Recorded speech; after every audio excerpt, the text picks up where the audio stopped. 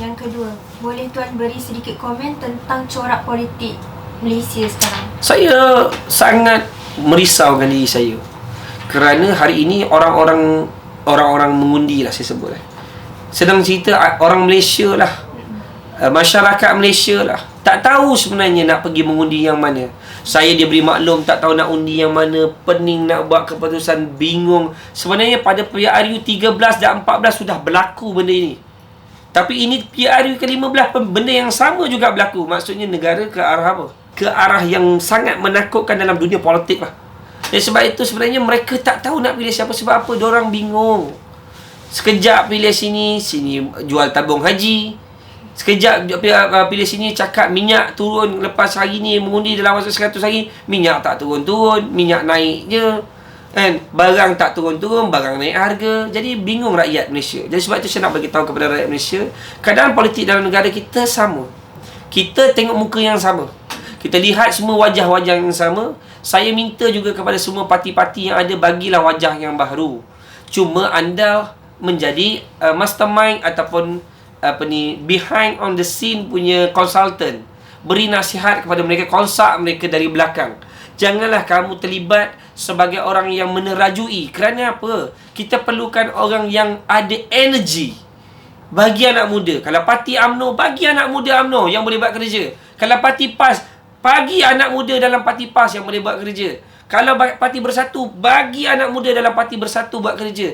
Dan pimpin mereka, guide mereka, beri nasihat pada mereka. Sebab apa? Kerana ini sudah zaman yang di mana bukan nak jaga kerusi, bukan nak jaga kedudukan, bukan nak jaga jawatan. Ini adalah zaman nak menyelamatkan negara.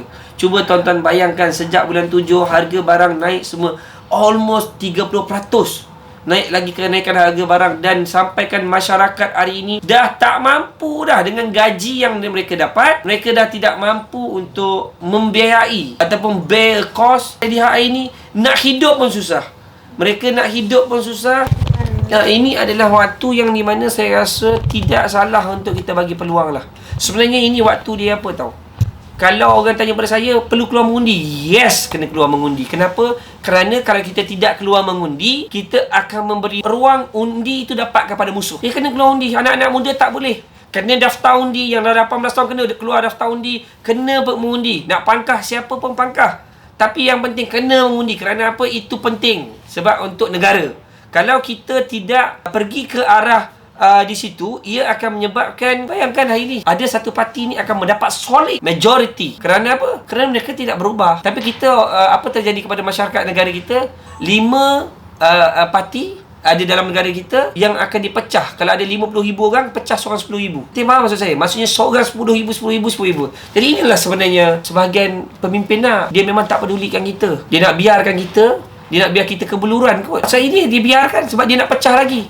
Dan antara bendanya saya nampak ini adalah ada seorang individu pemimpin yang memang cuba merosakkan lagi keadaan masyarakat hari ini yang dah lah bingung, tak tahu nak pilih siapa, dan tak masuk akal pergi buat satu lagi parti. Subhanallah, ini ya benda yang saya. Jadi sebenarnya macam adakah dia wujudkan parti baru tu untuk pecahkan undi ke macam mana, ganggu undi tu? Saya tidak pasti apa sebabnya kerana saya bukan orang politik. Tapi kalau dilihat dengan fakta, kalau dilihat dengan perbuatan yang dia buat itu, sudah pastilah untuk apa lagi kalau nak buat parti baru, kalau bukan nak pecah kepada parti yang lain. Sebab parti yang mereka buat ini adalah parti gabungan juga. Benda itulah. Jadi saya nampak sebenarnya memang menghancurkan negara gitu. Memang menyedihkan. Sebab itu saya nampak masyarakat, please, ini adalah waktu yang sangat penting untuk kita semua kena keluar daftar untuk undi. Dan saya minta kepada anda semua, pilih calon bukan berdasarkan parti, pilih calon berdasarkan individu yang boleh buat kerja. Maksudnya, kalau dalam parti bebas ada calon yang nampak boleh buat kerja, memang boleh bantu orang, nampak tu padang, orang kampung situ tahu rekod dia rekod yang baik, pilih dia. Kalau tengok dekat dalam UMNO ada individu yang memang nampak dia ni ada orang tak suka parti, tapi saya nak beritahu, okey, dalam UMNO ni contoh ada seorang individu boleh buat kerja bagus, kerja kuat, bantu rakyat, orang kampung situ memang bantu rakyat, pilih dia. Begitu juga dengan PAS dan Bersatu. Kenapa saya cakap macam ni? Kerana biar mereka ini tahu mereka dipilih bukan kerana parti. Mereka dipilih kerana kerja mereka, kerana tanggungjawab mereka, kerana amanah yang mereka pikul. Dan mereka tahu mereka tidak boleh berlakon. Kalau mereka teruskan perkara ini, maka dia akan menyebabkan kita akan berterusan. Tengoklah politik yang akan datang. Makin hari kita makin hancur. Kita sudah cukup-cukup dengan apa yang telah terjadi. Apa terjadi pada tabung haji? Semua orang boleh fikir. Apa yang terjadi pada kerajaan kita yang lepas? Sama. Beritahu dengan saya mana satu kerajaan yang tidak pernah memerintah. Kerajaan campuran. Semua dah. Barisan Nasional, Pakatan Harapan, semua dah. Dan tak ada satu parti pun yang tidak memerintah. Semua dah memerintah. Pilihlah yang lebih baik, yang tidak jual agama. Dan orang muda please kena keluar. Jadi itulah sebabnya, antara sebab saya bersungguh-sungguh kali ini. Dan sebenarnya sangat menakutkan saya dan sangatlah membuatkan saya risau. Kerana hari ini saya tidak nampak lagi kita boleh berpatah balik. Jadi apa yang saya nak cakap adalah kita dalam keadaan sangat menakutkan. Jadi kalau kita berterusan membiarkan benda ini, apa akan terjadi pada negara kita ni? Apa akan terjadi? Tengok orang-orang muda sekarang ni dah mula apa tahu, labeling. Cakap apa masalah? Aku bangun pagi, aku pergi kelas, aku pergi kerja, aku cari duit bayar yuran, aku uruskan semua benda. Lepas tu tak lama lagi aku akan habis graduate. Aku bekerja, aku tak ada benda pun yang kerajaan bagi pada aku. Mindset orang. Betul.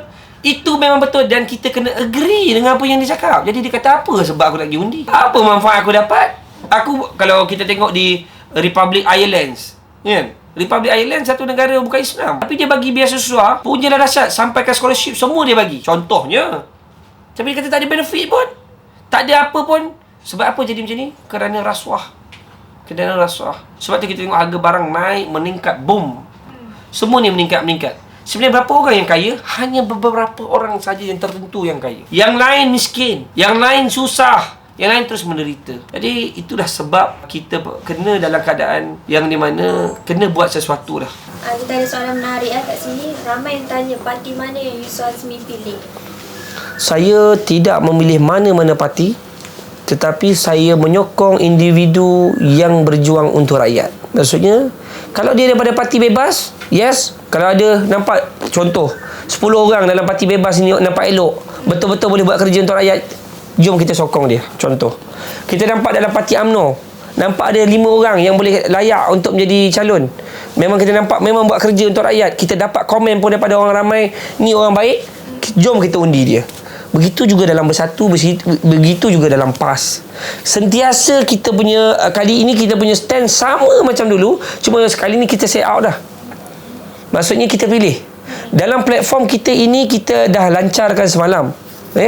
Jadi lepas ini, kalau kita letakkan muka dia tu, maksudnya kita pilih lah. Bukan bermaksud kita pilih dia, kita tak suka orang tu, tidak. Tapi kita rasa dia lebih layak untuk menjadi calon yang dekat dengan rakyat. Walaupun orang rasa, layak ke Yusuf Azmi ni nak komen? Layak ke tim-tim Yusuf Azmi ni nak komen? Toki semua ni. Kita tidak layak. Tapi sebenarnya kita kaunter aduan. Kita hari-hari jumpa rakyat. Kita hari-hari jumpa pengadu. Hari-hari orang datang jumpa kita minta tolong. Hari-hari orang minta tolong dengan kita. Jadi apa masalahnya? Ya, kita tak ada masalah untuk kita beri komen. Dan sebenarnya kita tak perlukan orang yang terlalu pandai. Kita tak perlu orang yang belajar terlalu tinggi. Kita perlukan orang yang kalau dia datang jumpa kita, dia nak minta, kita minta tolong dia, tolong sikit. Kita ni nak buat program-program kat masjid, perlukan peruntukan RM5,000, boleh tolong tak? Tegur teknik, tolong pergi datang ambil cek dekat pejabat. Maksudnya terus datang ke pejabat menteri, pejabat kerajaan, bagi. Sebab duit ada. Tapi ada orang yang kita minta ni nak buat surau 2 tahun pun tak lulus. Jadi saya bercakap ni soal konteks orang yang boleh buat kerja untuk rakyat, yang betul-betul nak bantu rakyat. Jadi mana parti? Saya dah sebut tadi dah. Mana-mana saja individu dalam parti yang boleh buat kerja, kita pilih mereka. Tapi saya lebih mencadangkan nak mendahulukan kalau ada parti bebas ni. Tapi parti bebas yang kita nampak betul-betul, kau jangan main-main ni. Kalau kau tak buat, kau siap. Contohnya, dan kau jangan janji apa-apa. Dan sebenarnya saya nak bagi tahu pada rakyat Malaysia, janganlah kita pilih orang tu kerana janji dia. Jangan. Sebab gila apa, tak tahulah, saya bukan orang alim, bukan orang warak, bukanlah ahli dalam Al-Quran apa, tapi dalam Quran sebut, mana boleh kau bagi tahu besok nak berlaku apa? Dan macam mana pula korang boleh menawarkan satu benda yang belum terjadi, manifesto ni? Sebab tu saya tidak benarkan semua orang-orang yang datang berjumpa dengan saya, yang nak saya menyokong, yang nak jadikan saya sebagai tetamu, untuk menawarkan janji-janji kepada rakyat. Saya nak mereka datang, tanya kepada rakyat apa yang rakyat nak untuk tempat mereka. Ini yang saya nak. Maksudnya endorsement by apa? By complain. Faham maksud saya tak? Maksudnya dengan komplain itu kita dapat aduan lah, komplain. Dengan itu baru kita endorse, insya-Allah kita go through buat kerja ni. Jom kita repair pipe ni, jom kita repair longkang ni, jom kita repair jalan ni. Ini saya nak buat